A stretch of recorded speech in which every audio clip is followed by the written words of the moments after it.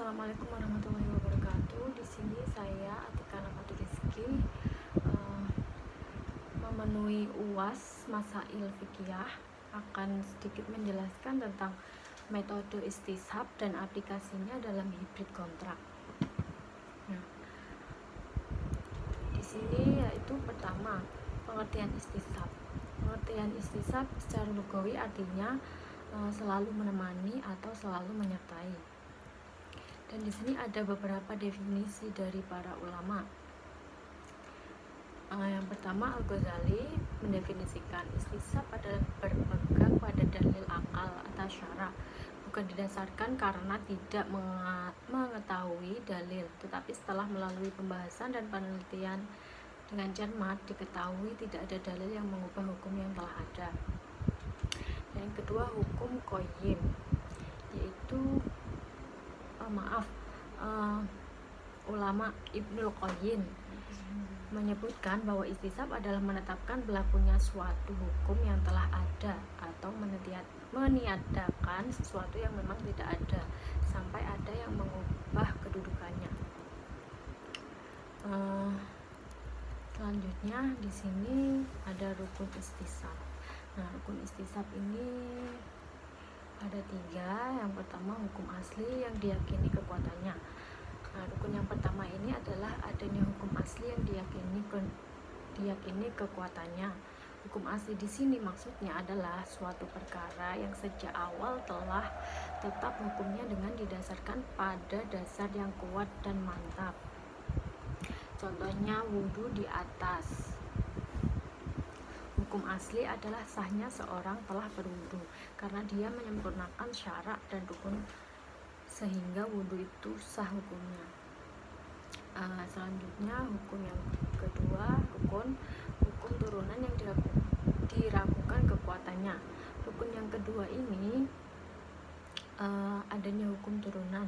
Dalam hal ini ditetapkan status orang itu dalam keadaan berwudu alias masih suci dari hadis selama tidak terjadi hal-hal yang membuatnya batal dari wudhu itu, maka seterusnya dia dalam posisi masih berwudhu.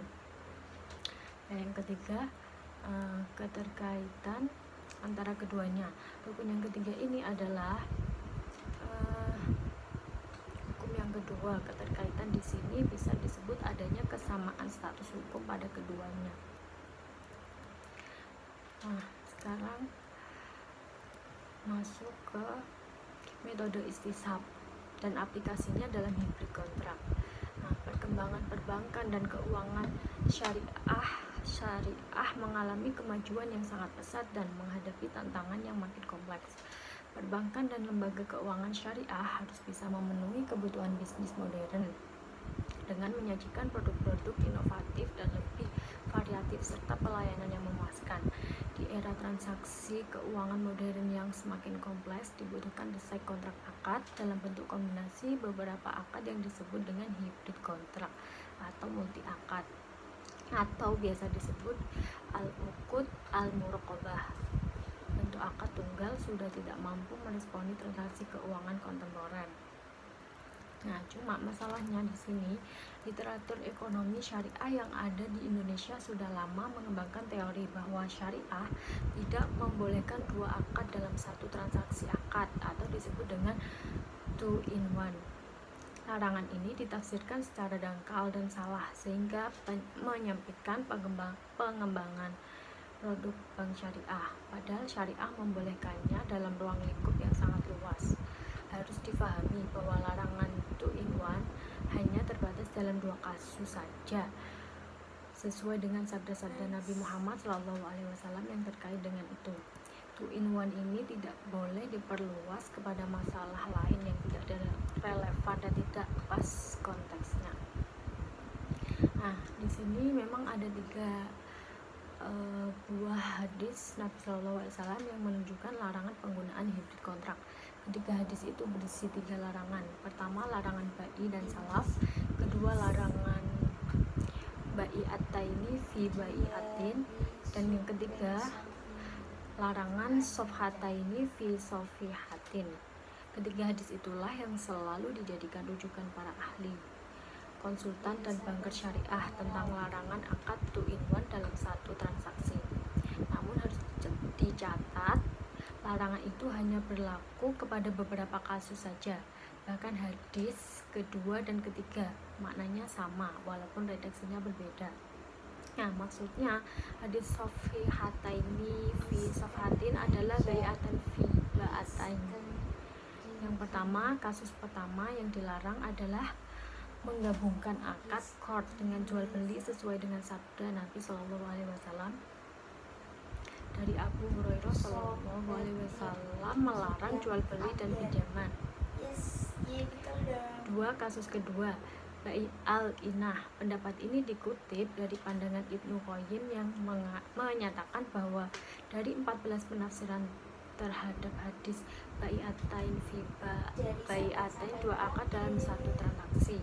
Dan yang ketiga, kasus yang dilarang adalah penjual menawarkan 2 harga atau beberapa harga kepada pembeli. Misalnya harga barang ini jika kontan 10 juta, jika cicilan 12 juta, selanjutnya pembeli menerima atau mengucapkan qabul tanpa terlebih dahulu membeli salah satu harganya.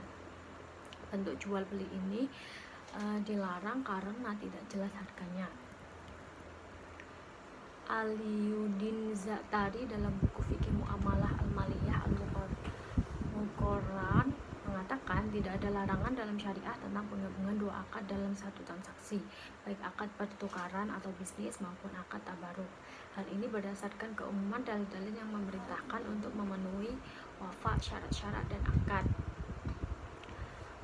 Dengan demikian, hukum multi akad adalah boleh. Mayoritas ulama Hanafiyah, sebagian pendapat ulama Malikiyah, ulama Syafi'iyah dan Hambali berpendapat bahwa hukum hibrid kontrak adalah sah dan diperbolehkan menurut syariat Islam. Ulama yang membolehkan beralasan bahwa hukum asal dari akad adalah boleh dan sah, tidak diharamkan dan dibatalkan selama tidak ada dalil hukum yang mengharamkan atau membatalkannya, kecuali menggabungkan 2 akad yang menimbulkan riba atau menyerupai riba, seperti menggabungkan qard dengan akad yang lain, karena adanya larangan hadis menggabungkan jual beli dan qard. Demikian pula menggabungkan jual beli cicilan dan jual beli cash dalam satu transaksi. Demikian penjelasan sedikit dari saya. Wabillahi taufiq wal hidayah. Wassalamualaikum warahmatullahi wabarakatuh.